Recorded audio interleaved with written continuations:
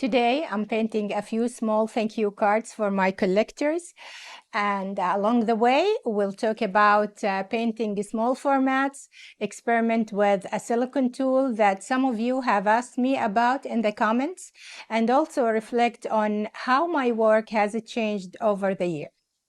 But before we get started, hi, I'm Fifi, an abstract painter based in California and a member of the Pacific Art League in the Bay Area. On this channel, I share my studio process, painting techniques, and the way I think through color and layers as my work develops. So if you're interested in abstract painting, I'd love to have you subscribe and follow along. While preparing for this project, I came across an old sketchbook filled with paintings from when I first started working with acrylics. Looking through those pages reminded me how much my work has changed over the years and also how much has stayed the same. Now let's take a look. These are some of my older paintings. Unfortunately, I didn't date them, but I believe I painted most of them around 2 years ago when I first started working with acrylics. Looking through them now, I can see things that I wouldn't have noticed at that time, especially when I compare them to my work today. One thing that stands out is how boldly I used white. I also notice that these older works rely more on individual shapes and graphic elements, while my newer paintings focus more on layering, atmosphere, and the relationships between colors. What I find interesting is that some things have changed while others haven't. Even in these older paintings, you can see my love of strong color and expressive marks. The way I use them has evolved, but that attraction to color has stayed with me from the beginning. Now, this one is much more recent. I painted it using watercolor and gel pens as part of a recent experiment. I'm still in the exploration stage with watercolor. Watercolor works so differently from acrylics. It helps me think about color, layering, and mark making in a different way. Anyway, enough looking back. Let's get back to today's project. I have a small stack of blank thank you cards here, and I'm going to create a few hand-painted originals for my collectors. Just like my larger paintings, I never know exactly where these little pieces are going to end up. I usually start with a few colors and let the process guide me from there. These little paintings may be small, but they play a special role in my studio. They are one of my favorite ways to experiment with color and new ideas. Whenever one of my paintings finds a new home, I like to send a hand-painted thank you card along with it. When working on a tiny artwork like these cards, it's usually better to minimize both your tools and your color palette. I'm using 3 main colors here, as you can see, plus Y to adjust the values as I paint. I also have this rubber brush. It's the smallest one I own, which is why I'm using it for this piece. Of course, you can use any tool you prefer, but I chose this brush because I received a couple of comments on my previous videos asking about it and how I use it. So while I'm painting these little cards, I'll show you what this tool can do and how I like to work with it. Unlike a regular brush, this rubber brush doesn't absorb paint. Instead, it pushes, drags, scrapes, and blends the paints across the surface. I like using it to create soft transitions, broken textures, and unexpected marks that would be difficult to get with a traditional brush. It's also great for moving small amounts of paint around without leaving marks, which can be really useful when working on tiny pieces like these cards. Depending on how much pressure you apply, you can create anything from delicate blends to bold textured marks. One thing I've learned with this brush is that it works much better when paint isn't watery. I wouldn't recommend adding water to your paint when using a silicone brush like this. If you add water, it becomes harder to control the marks and movement. The paint starts to slide around instead of responding to the tool. Here I'm using a soft body acrylics. It's fluid enough to move around easily, but it's not diluted with water. In fact, this is probably the thinnest paint consistency I would use with this silicone brush. Of course, the tool works even better with heavier paint. The thicker the paint, the more control you have over pushing, scraping, blending, and creating texture on the surface. Since these cards are so small, I find it easier to work with a tool like this because it gives me control without making the painting feel tight or overworked. I usually speed up my videos much more than this, but for this one I decided to keep it a little slower so you can better see how this rubber brush applies and moves the paint around.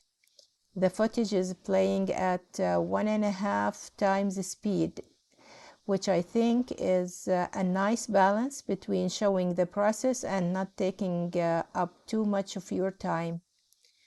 Of course, feel free to slow it down or speed it up depending on your preference.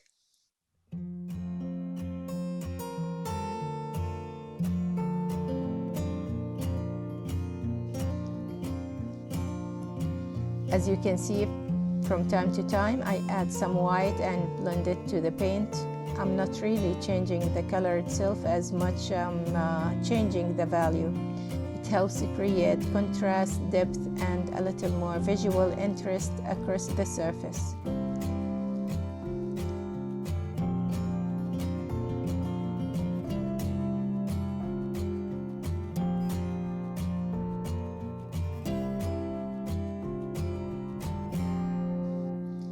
Painting on these little cards feels different from painting on a large canvas.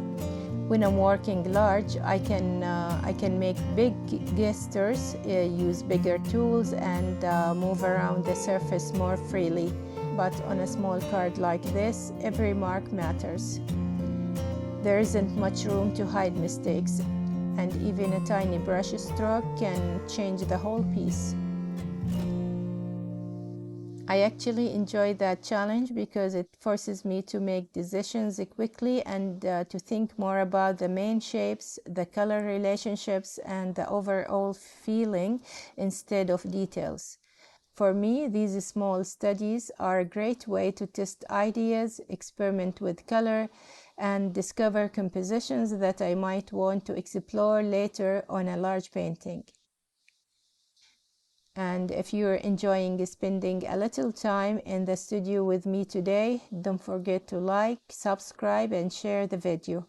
It helps my channel grow and allows me to keep sharing my paintings process and experiments with you. Thank you. At this point, I'm blending the colors a bit more before I start adding the top layers. Right now, I'm not too concerned with details. I'm trying to create a harmonious background that will work well with whatever colors and marks I decide to add later. Think of this stage as building the foundation of the painting.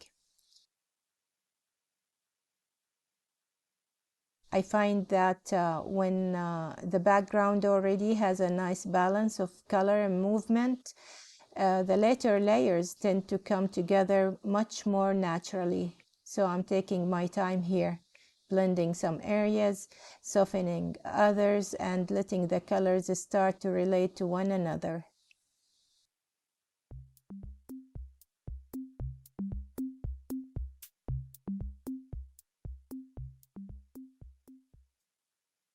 Yes, it looks a little muddy right now, and that's perfectly fine. I'm working on a very small surface with several different hues, and at this stage everything is still being blended and adjusted.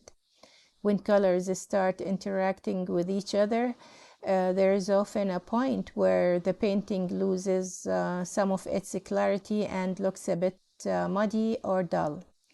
I don't worry too much about that, honestly, because this is still the foundation layer.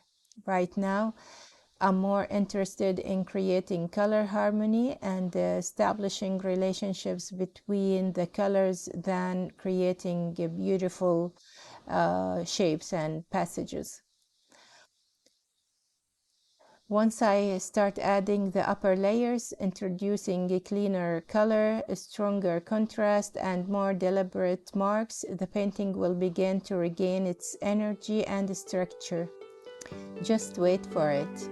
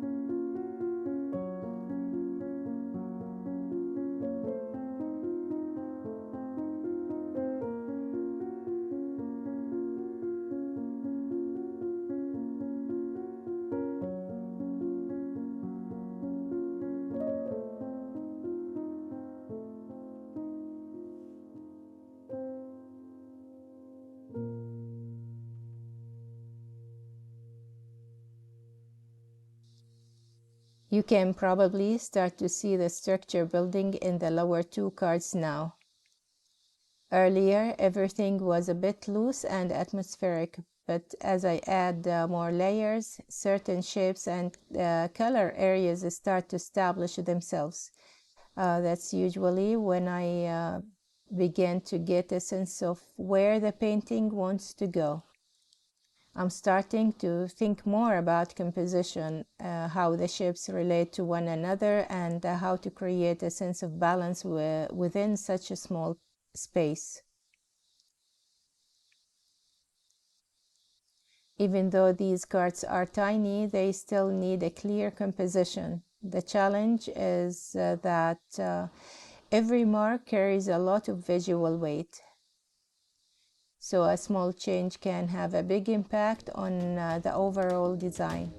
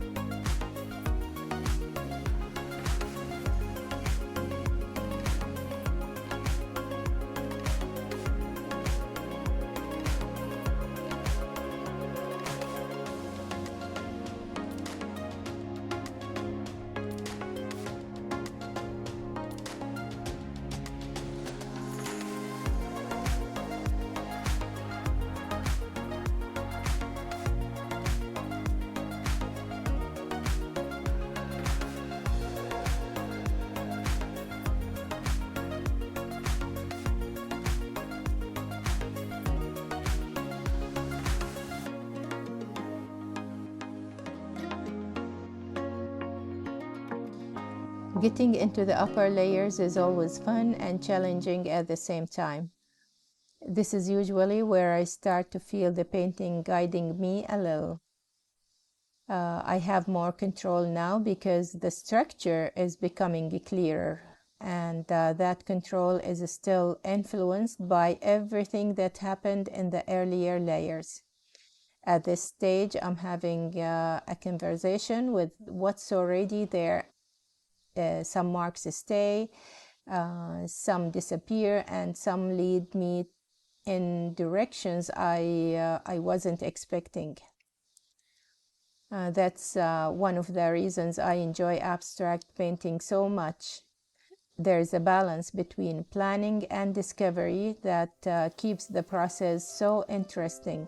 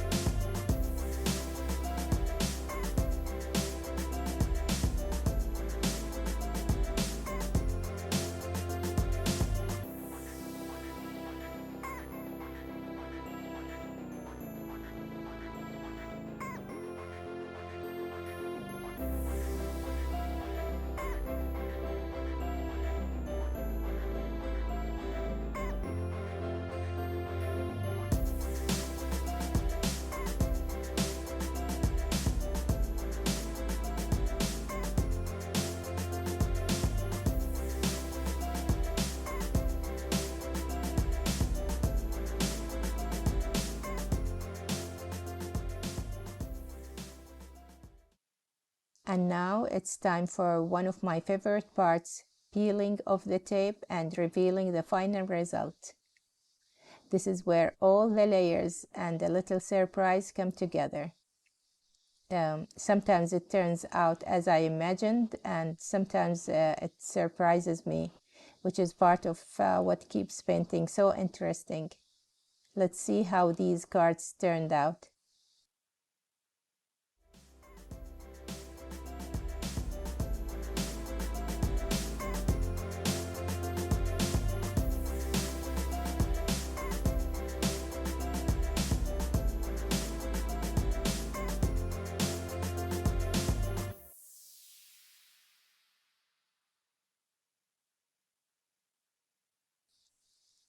Here's the final result of one of the cards. Some paint seeped underneath the tapes, so the edges aren't perfectly clean. But with a painting this organic and layered, I think those imperfections add character and make the piece feel more human and handmade. These little cards are actually something I make for my collectors. I like including a small hand-painted piece as a thank you whenever someone collects one of my paintings. It feels more personal to me than a store-bought card because it's made by hand, created especially for my collectors. They're not meant to be perfect or precious. They're just a small way for me to express my gratitude and share a little extra piece of the creative process with the people who support my work. Thanks for watching. If you enjoyed this video or learned something along the way, please consider liking, sharing, and leaving a comment below.